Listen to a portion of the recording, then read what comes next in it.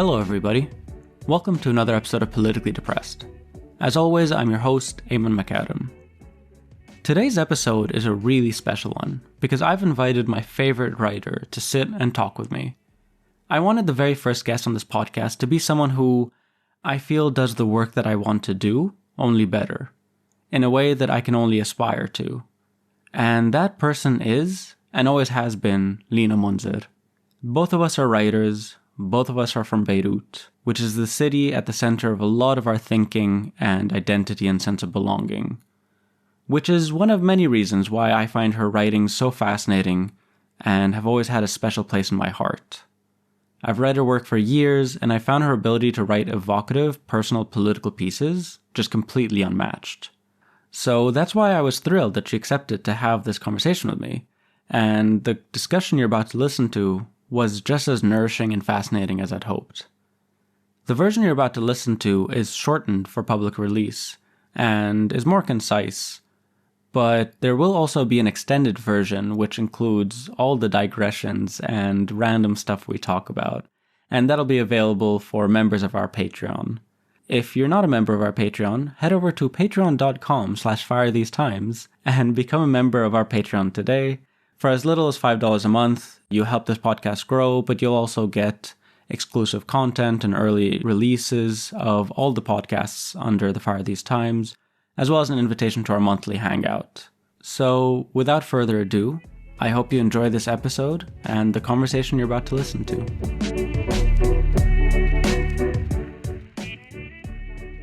Hi, Lina. Thank you so much for joining us today.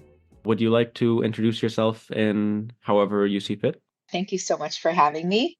It's very nice to be here from Vienna to Beirut. So my name is Lina Mounzer. I'm a writer and a translator, and now I'm also the senior editor at Arts and Culture magazine called the Merkaz Review. And that's pretty much it. I live in Beirut. It is both my vocation and my life and my obsession. And yeah, I think that's about it. Yeah, I mean, you being in Beirut is something that's a big influence in terms of the things you write about, and especially my connection with things you write about, because even though I've left Beirut 2 years ago, it's still obviously my home. It's still the city that I feel most connected to, and I miss it so much. But at the same time, I know how, I left for a reason, and those reasons have only gotten a bit more, let's say, accelerated. Yes, concentrated. Yeah. So I'm going to start right away with the really tough question, which is, how are you doing? Oh my God. I thought I was like 50-50 on if that's like a trick question or not. The really tough question, which is, what did you have for breakfast? Oh my God. How am I doing? I don't have like a one word answer for that. I think I'm doing as well as anyone in this part of the world could be doing, or from this part of the world, or actually, what am I even saying? Anybody with two eyes and a heart and a conscience, I think, is not doing well at all and is finding it very, very, very difficult to cope with the current times. But yeah, I mean, I was just speaking to a writer earlier, and we were talking about like a writer who's writing something for the magazine. And we were talking about how when you greet people in Arabic, he was telling me that there's all this grief behind it because just someone speaking to you in Arabic is like, that's the language in which the tragedy is unfolding.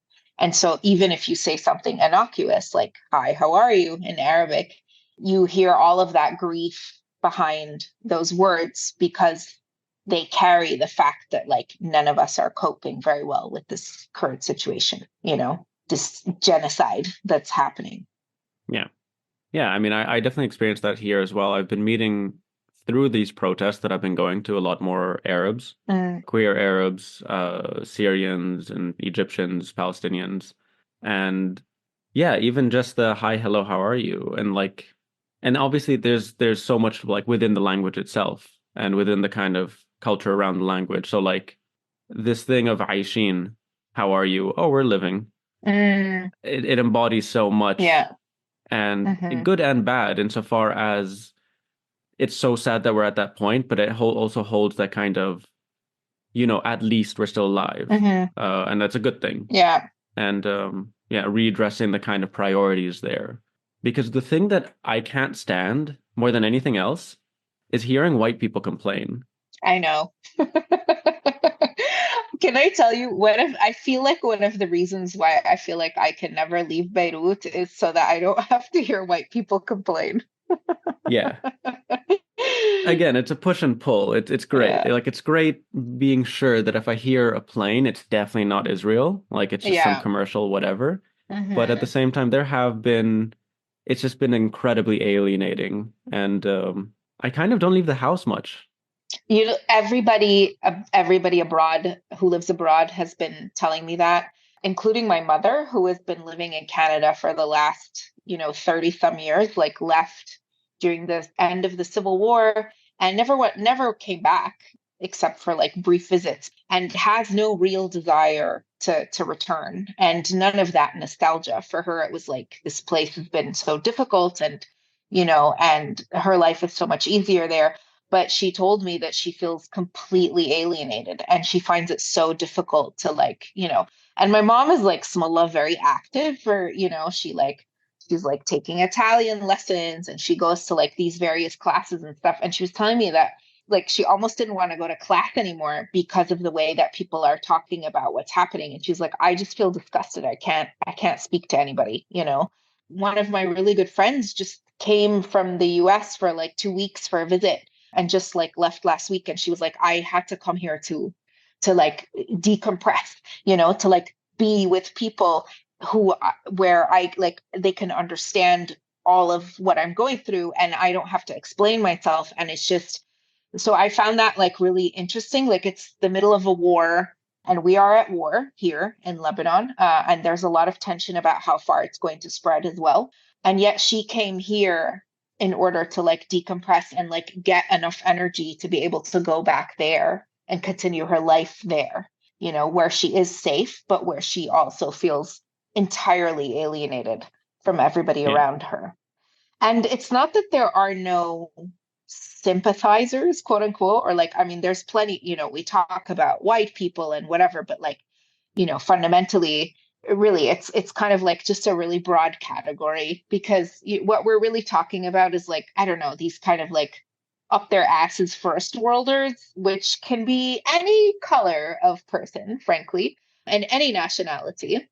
So there are a lot of people that you meet at protests and people who really care deeply about what's happening, but I think that the experience of probably being in a city where everything just continues functioning as normal.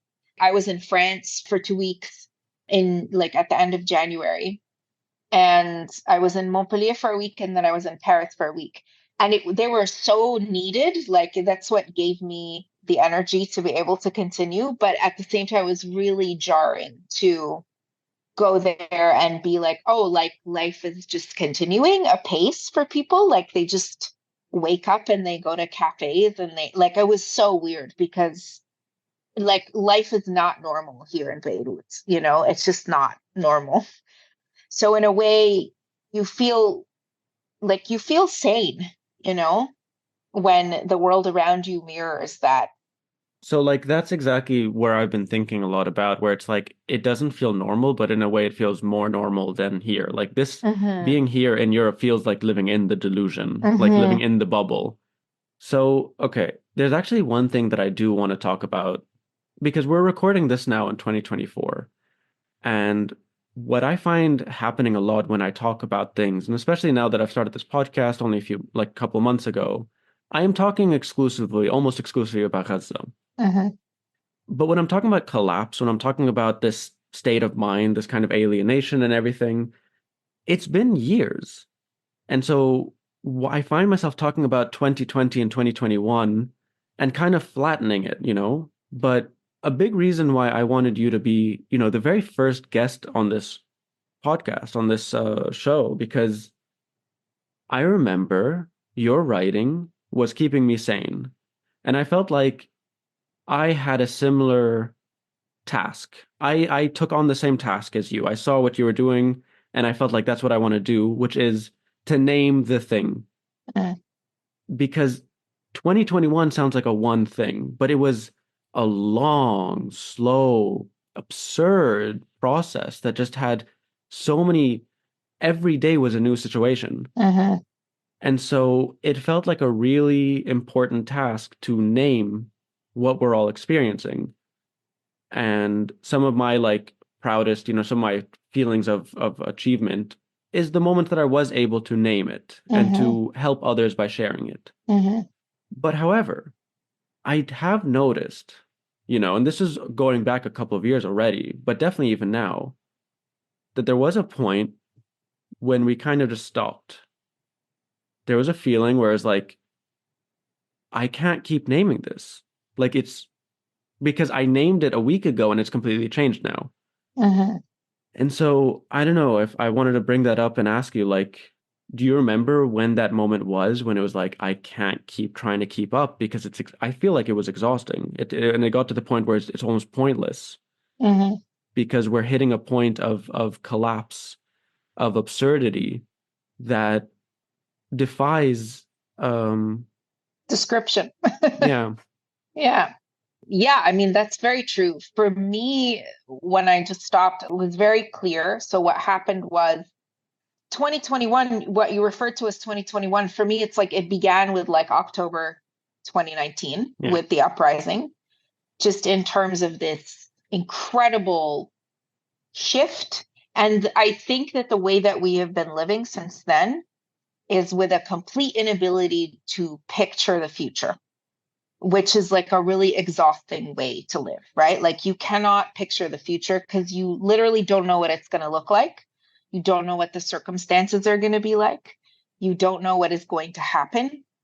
And it's like this destabilization that you're living in. So, in fact, having to name things almost becomes a kind of survival mechanism, like a way to survive, because you're trying to create stable ground underneath your feet, like because you are living in an ever shifting landscape. And, it's constant, it's like these earthquakes constantly. So we went from the joy of the uprising to as it, sort of crumbled into despair. And then all of the little moments like of the economic crisis. And it went through so many phases, right? It was like the times when we were queuing in the banks, the times when the banks were allowing us to withdraw, when the banks stopped allowing us to withdraw, and then all the shortages, like, oh, this week there's no meat. This week there's no water. This week there's no electricity, no fuel. Da, da, da. So it's like a constantly having to adapt. And and then there was the port explosion, right? And for me, I always thought about it like those two things, like 2019, the uprising, and then the port explosion in 2020. Like it was like two bookends in a way of like going to the extremes of your imagination in both directions. Like I never imagined that there would be an uprising, and I never imagined what it would feel like. And it was so incredible and like world bending and mind expanding and heart expanding and all of these things. It was like really, it was like a experience that, I mean, I feel very privileged that I got to experience it, right? It was like almost like a spiritual experience. It like transformed the entire landscape. And then on the other extreme was the port explosion, which is, I'm one of the ways that I've always described it is like, growing up here, I grew up during the Civil War. I feel like I am a person who is to a certain extent inured to violence, or at least I can imagine so many different iterations of it. Car bombs, airstrikes, street fighting, gunfights, etc. All of these things. So I have like a whole vocabulary of violence, right, that I can refer to. And so when the port explosion happened, I it was like, oh, there's still things that I cannot even imagine, like a kind of violence or a kind of disruption or a kind of that I can't even imagine, you know? So it was like these two limits of imagination on either side, from like the most joyous to the absolute worst.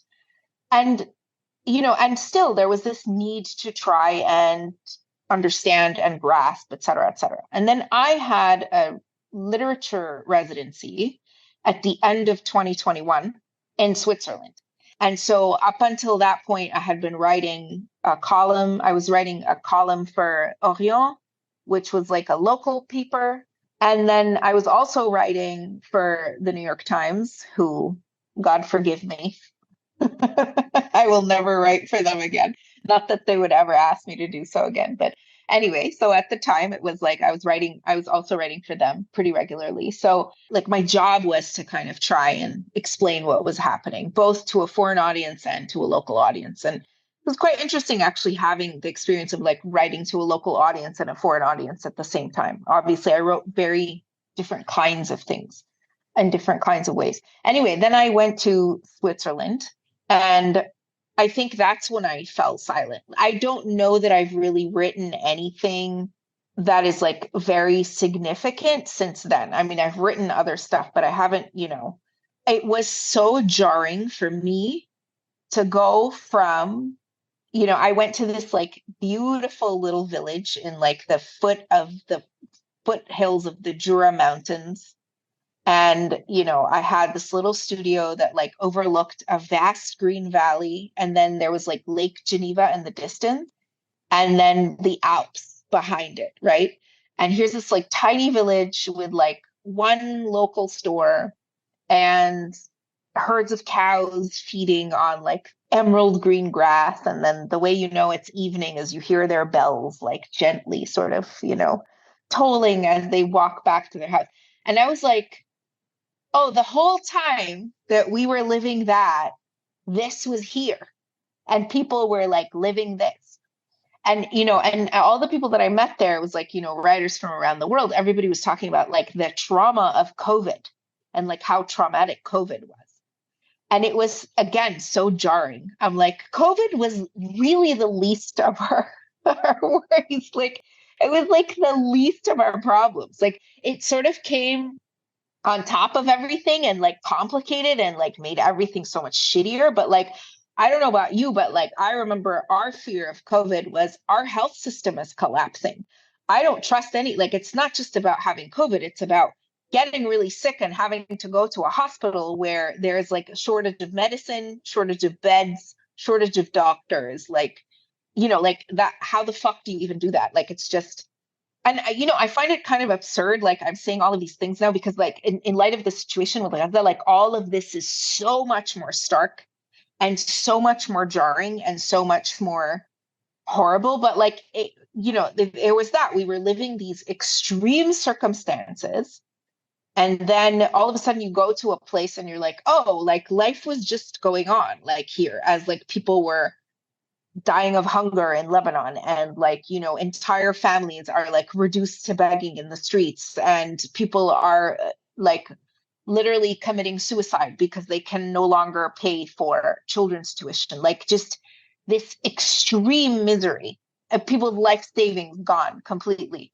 And then it's like you have this little village where like the cows have just been coming home every night, anyway. It's like so since then for me, I think it was very hard to kind of go back and find a way back. And I think now I found it very difficult to write because I think that being in Lebanon is a very particular position of what's happening right now, because I feel like we have a front row seat to the atrocities that are taking place. Like there's a genocide happening in Gaza.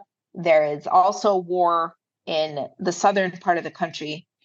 We cannot look away from what's happening. I feel like we are like sitting Clockwork Orange style with like our eyes sort of like that, and we're watching like literally a horror movie, but we also don't know if it's the preview to our sequel that we're going to star in, right? And so again, we're living in this way where we cannot predict or understand or visualize the future, but it's not our tragedy yet or now.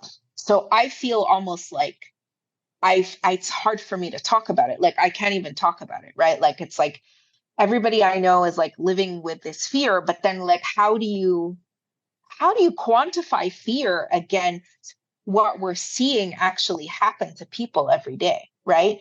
So to me, it feels like silence is the only thing that I can just keep quiet. Like I feel ashamed even of telling you, like, I'm afraid. And I'm less afraid now But like, the first few weeks, I was like waking up with in a panic in the middle of the night, because I was just like listening to the silence and imagining it like filled with airstrikes, and I was just feeling like, I'm like, well, where are we gonna go? Like, what are we gonna do? Where are we gonna go? There's nowhere to run. Like from that kind of anyway. Sorry, that was like a very long answer, but like, yeah, I think part of it is, you're in this situation where, the short answer to what you asked, you're in this situation where you can't visualize the future. So you have to keep naming the present. And at some point, that just becomes the way that you live. And so that compulsion is no longer there, even, because you're trying to name something because it feels new, right? It feels so unprecedented and new. And then when you've lived that way for a long time, you're like, well, that's just it. No, no, thank you for all of that. Actually, there's so much that you said that, I mean, because that's, you described exactly the task that I had given myself as a kind of, early writer when I was still in Beirut, which was this sort of, I am giving myself the task to be here and to document and to analyze and to share and synthesize, because that's a kind of skill that I have. But for me, the day of the explosion, it's a bit of a funny story, actually. I had a friend over who was my editor at the time, still a very good friend, and we were writing an essay together called Hope or Despair, because I'm glad that you mentioned the 2019 uprisings, because it's true. That is the moment that like kind of this short history starts for me. Everything before that feels like a bit of a blur. I actually, in a previous lifetime, wrote a TV series based in Beirut called Beirut Syndrome, which now is like historical fiction, because I wrote this in 2018. It's so different.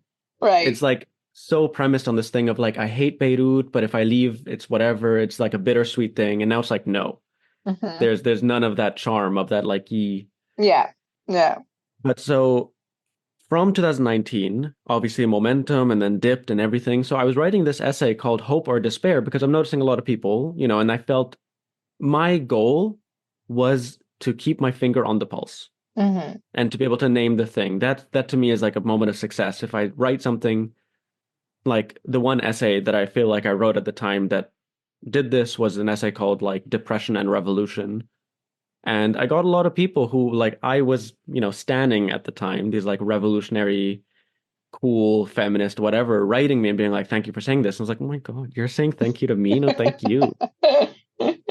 But so we were writing this essay, Hope or Despair. Like we were writing, have we hit rock bottom? And then boom, Literally, boom. this thing yeah, this thing that's completely impossible to imagine. Right. Like there is no conception of the port as a dangerous place. Hmm. And so what happened after that is this thing of like, to where's the next one? There's this incredible thing that I've heard so many people recount, which is those split second thoughts. And the apartment I was living in at the time was right next to Hariri's castle, in Ereitim. Hmm. And this was, I think, the day of or the week that they were going to announce the findings of the tribunal of who assassinated Hariri, Rafiq Hariri. And so I remember in that split second being like, oh, it's an airstrike, it's an attack on Hariri's convoy somewhere near this. But so basically what happened after that is because the Pandora's box is open, that the unknown is so present, and we have no idea and we cannot predict, that then I became very scared all the time. And I was always worried about when's the next thing going to happen and where's whatever. Yeah. And Yeah. like a week Yeah. later, the port was on fire. And so, Yeah. like, there was a feeling like, not a feeling, every single day something new was happening. And it just eventually, I gave up. If you remember, there were lots of fires that month after. I don't know if you remember, there were a lot of fires for some reason. And like there was this whole thing of like, oh, the extinguisher was there was like a big fire in Kola. There was like a motor that exploded. There was like fires at the port. There was so much actually. There was such a sense of danger. There really was. I mean, it was the moment after the port because I'd been debating back and forth. But after the explosion, I was like, I'm leaving.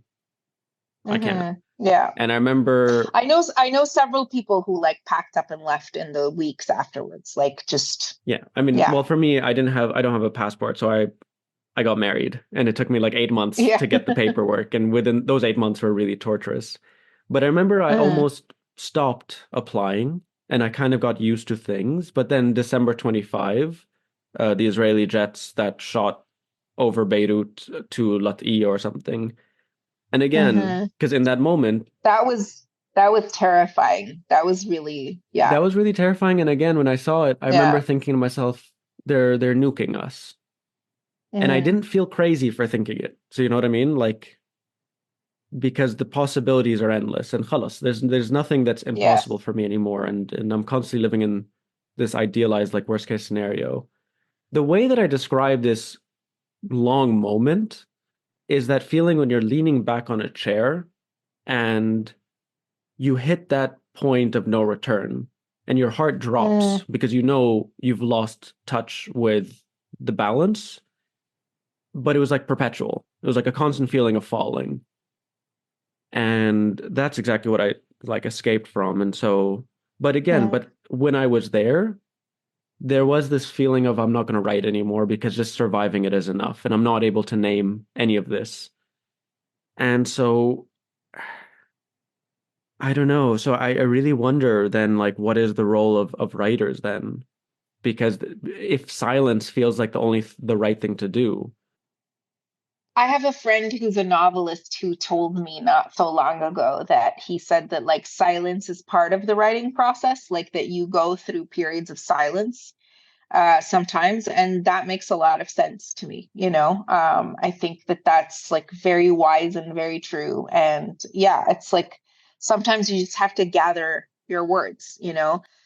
For me, the role of a writer is, I was like, I wrote this piece after the explosion, and I really felt like it was like a sort of correspondence with a friend of mine who also a writer who lives in the States, and we sort of published this like series of letters between each other. But I always, to me, it became very much crystallized at that point. But I don't like this like pontification of like the role of the writer in tragedy or catastrophe or whatever, or blah, blah, blah. I think like when it comes to certain things, it's like we all have to like roll up our sleeves and get to work and do the thing that we do best, like whatever it is. And to me, writing is one of those things, and like you said, it's like the job is to name, is to describe, but it could also be like to, you know, that's the other thing that I think about. It's like so much of the edict of like writers from this part of the world or from, let's say, parts of the world that like endure catastrophe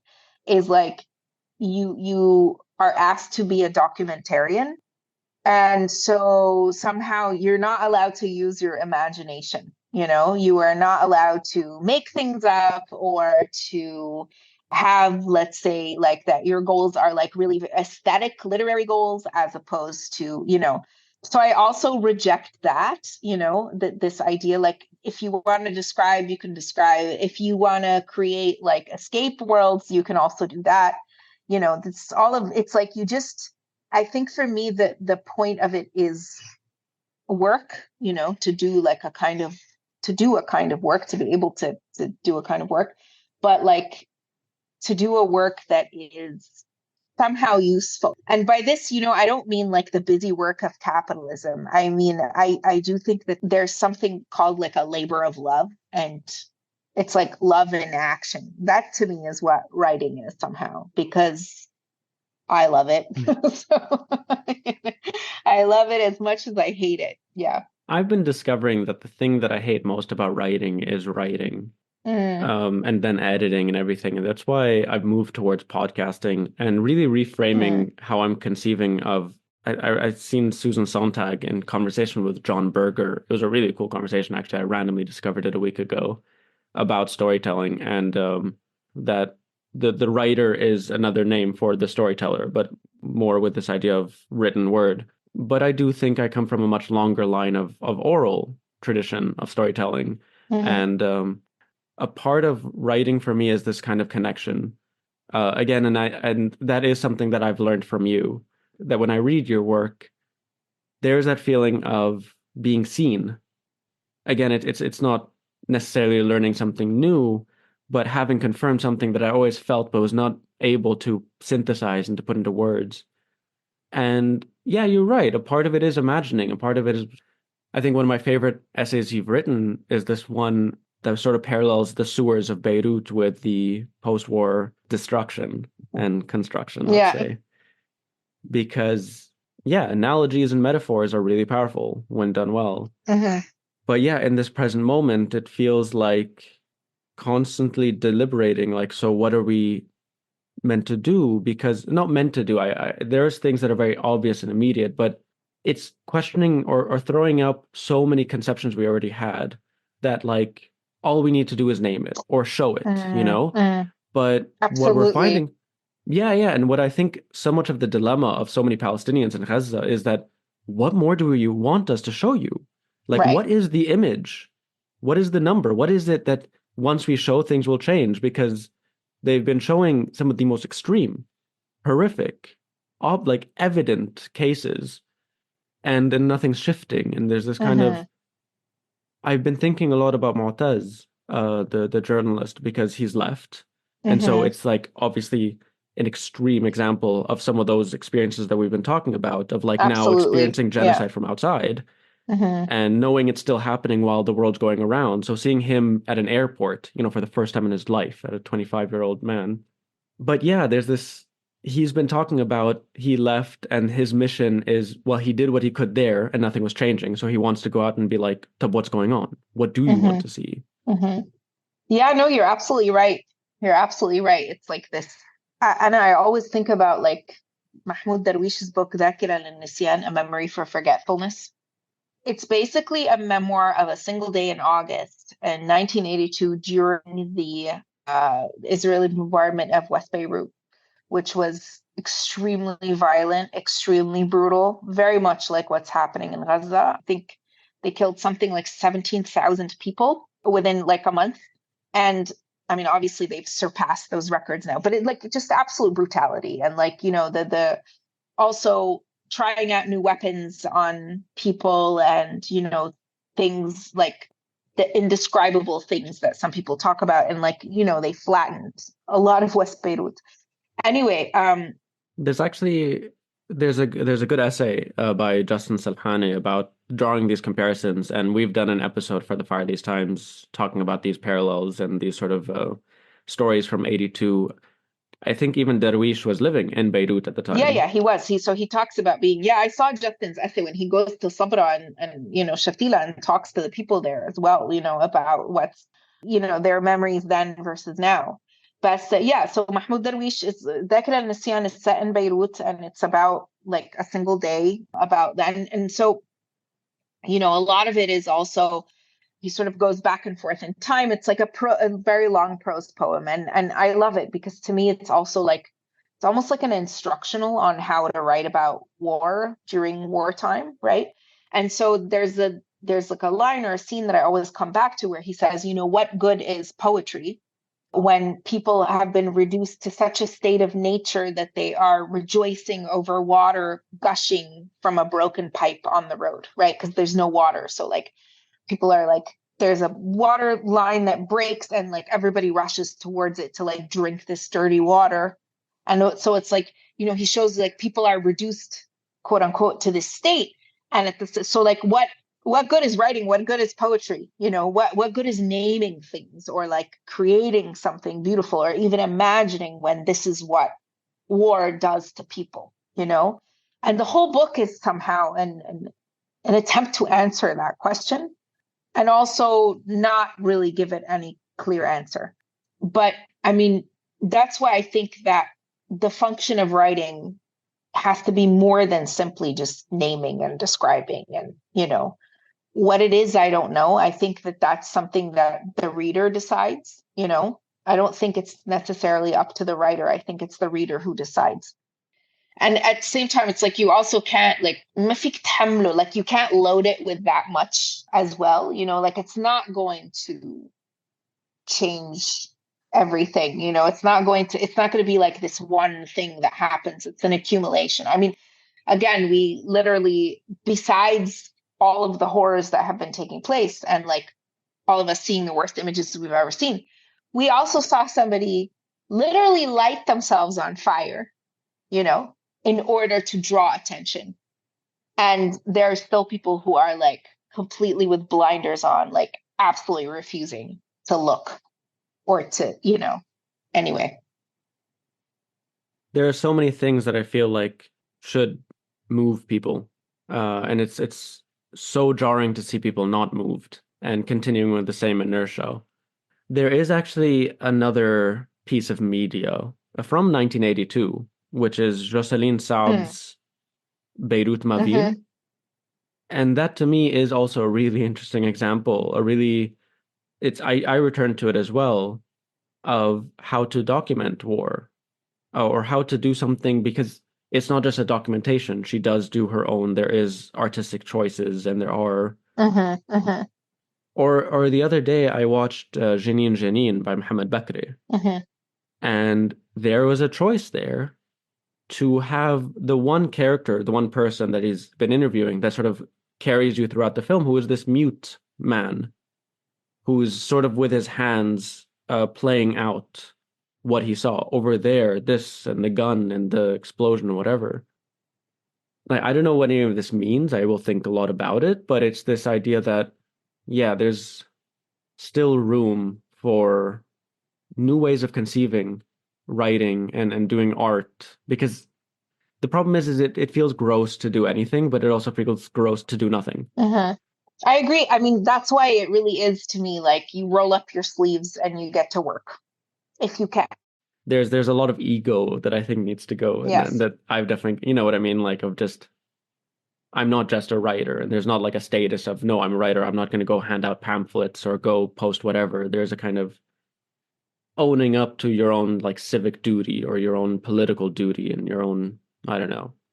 No, of course. To me, this happens when you feel like you're part of a community. To me, this happens like almost automatically when you feel like you're part of a community. It's like, after the explosion, like everybody fucking rolled up their sleeves and went out and like helped clean up the streets and distributed food and, reached out to people in need. And like, I know other people who, who gave up their time, like volunteering as medics and, like all kinds of stuff. Like people just kind of did what had to be done in all of these. And that's, I mean, in a way, I think about writing as part of that, or like writing to describe as part of that. It's like you do what has to be done in some way. Like, you know what I mean? Like Mm. as part of your other civic responsibilities.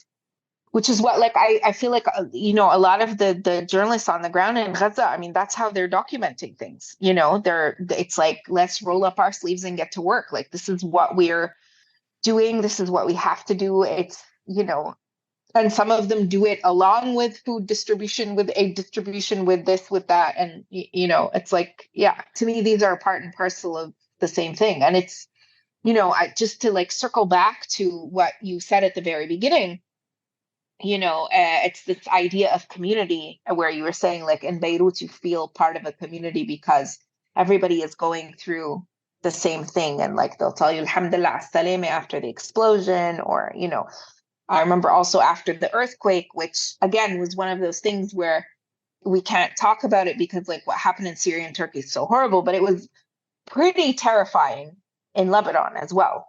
Before we knew that it was like so devastating in Syria and Turkey, I was like, it was really like one of the scariest things that I've ever lived through. And it was anyway, and it was like a pretty I think it was like a 5.1 here, which, again, in a country where everything is falling apart and like buildings just collapse for no reason. But yeah, again, you go out on the street the next day, everybody's like, Alhamdulillah, Saleme, how do you feel? What's happening? Da, da, da. And it's like, I wrote this in an essay that like, for me, what Lebanon is for me, I realized like after all these years having grown up here and da, da, da, is like it's a community of shared grief. And that's the way I know how to build community out of shared grief. And that's why I find it so hard to not live here, frankly, because I always find community in that, and that's it. I mean, it's the place where I have to explain myself the least. Hala, am I gonna run away when the war starts? Probably. But yeah. I think you hit on the perfect ending point because essentially this whole podcast project is building a community, an online community that I can curate but also participate in of shared grief. I mean, it is called political depression, so. Politically depressed. Oh, Yeah. politically depressed. Okay. But and so because I'm alone here, I don't have a community of shared grief and I don't recognize people's eyes here. You know, there is pain, there is hurt, there is trauma, but I don't recognize it. And it's so it puts me in this like weird situation where I obviously don't want to take up too much space and be like, wait, I'm in the diaspora. I hate how safe everything is and how quiet everything is. It's not, but at the same time, I feel like obviously not talking about it compounds. But yeah, so building a community around grief and despair and trying to like accept it and not resist it because I think a part of the problem that I've always and laugh about it. I do have a few jokes in my podcast. I do a very good Zizek impersonation. I did in the last episode. And that was fun. I do some characters off The Simpsons, like Mr. Burns. But no, yeah, like the story about the explosion, and there was actually another funny element to it. You know, before it happened, we'd ordered food, and then it happened, and we're all sat around the TV, and we're calling people calling us. There's chaos. There's terror. What is it? What is it? Is a strike? Is a war starting? What? There's a knock on the door, and we're all freaking out. We go open the door. It's the guy from Malik Al and we're staring at him, just three of us, and he is like, Mounzer, you don't believe what, you know? And we're like, oh, we just start breaking out laughing, all like four of us. It's a funny story because of whatever, but it's also a really terrifying story about how the wheels of capitalism really just don't stop even after an explosion. The guy still came. But anyway. I hope you tipped him really well. Really well, really well. Like there was this kind of like, take everything, just go, oh my God.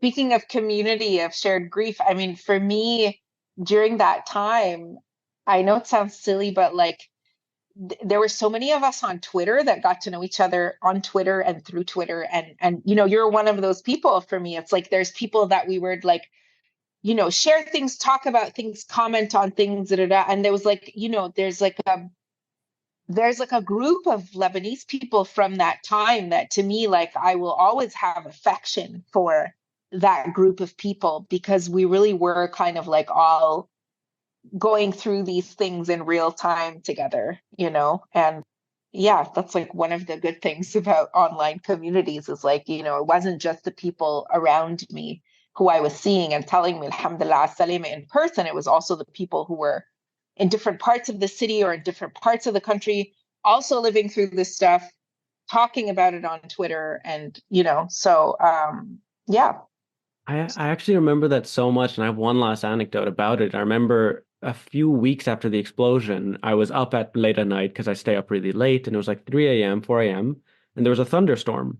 And I heard the bolt of lightning, or sorry, the thunder, and obviously I felt it, like, oh my God, that's an explosion, but I could see the light. So the very first thing I did was I opened up Twitter and I wrote, don't worry, guys, it was just thunder. And again, all the people you're talking about instantly right after mine were waking up and be like, what was that? What was that? What was that? What was that? Yeah. And I would respond to them like really quickly to read, don't worry, don't worry, don't worry. And yeah, I miss that. I think a lot of those people have either moved away or ceased to feel. I mean, I'm still on Twitter, and Twitter itself has changed a lot. Yes, very much. But I do find that like around Gaza now, there is like also a community of people. Yeah.